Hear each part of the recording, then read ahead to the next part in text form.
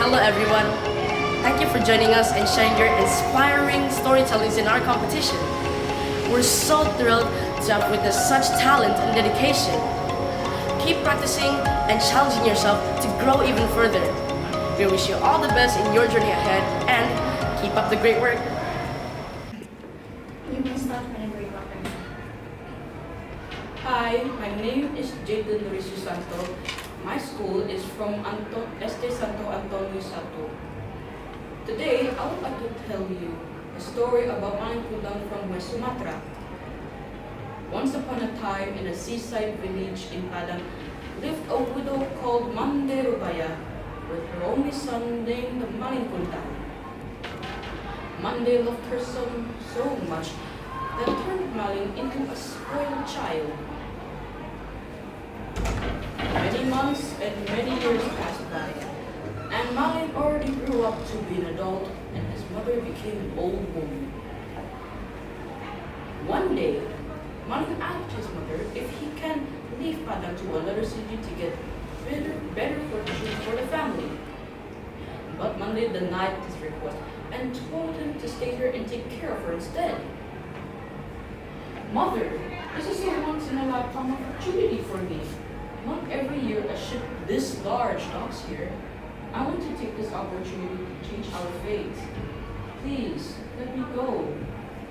Finally, Mande accepted his plea. Please be back soon, my child. I will be waiting for you here. After that, Maling turned his back and walked to the ship and sailed away to the ocean. After that, Mande prayed every single day and waited for her only son to arrive safe and fast. Meanwhile, she heard from a captain nearby that Maling was married to a woman from a very rich family. Now, a few months later, another large ship shored near the village. It was the most luxurious ship she had ever seen in her life.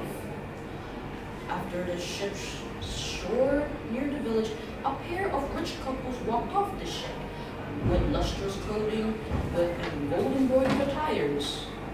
Mande instantly recognized the couple and instantly rushed through the crowd and hugged the rich man. Maling, my son, you are back. Why didn't you send me a message? I miss you, my child. Unexpectedly, Maling jolted and pushed Mande away from him. His wife also looked down at her without any respect and spat at Mande while shouting at Mande and Maling. Is this rumpled old woman your mother? Why would you lie to me, Maling? You said that your mother is also a rich noble woman like me. Hearing that, Maling became furious and pushed his mother to fall to the sand. You are not my mother! You mad woman, I am not your mother! Sunk in disbelief, Mande hugged Maling's feet. Maling, oh Maling. I have been waiting for you this long. Why won't you do this to me? I'm your mother. Full of anger, Maling kicked his mother away from him. You are not my mother! You are ugly, poor, and dirty! After he said that, Mande cried brokenheartedly, while Maling and his wife turned their backs and walked to the ship and sailed away, and the crowds left Mande alone. After the crowd had left Mande alone, she prayed to her God. Oh God, if he was not my son, I will forgive him on what he has done to me. But if he really is Malingkundang, I ask you for your righteousness. Immediately, the sky turned dark, the wind blew violently, while the rain fell upon the earth with a destructive storm that shook Maling's ship. And the furious thunders hit the ship and blazed it into pieces, making it crash to a nearby village. Now, the next morning, shipwrecks were found in the village with a human-shaped stone between the debris.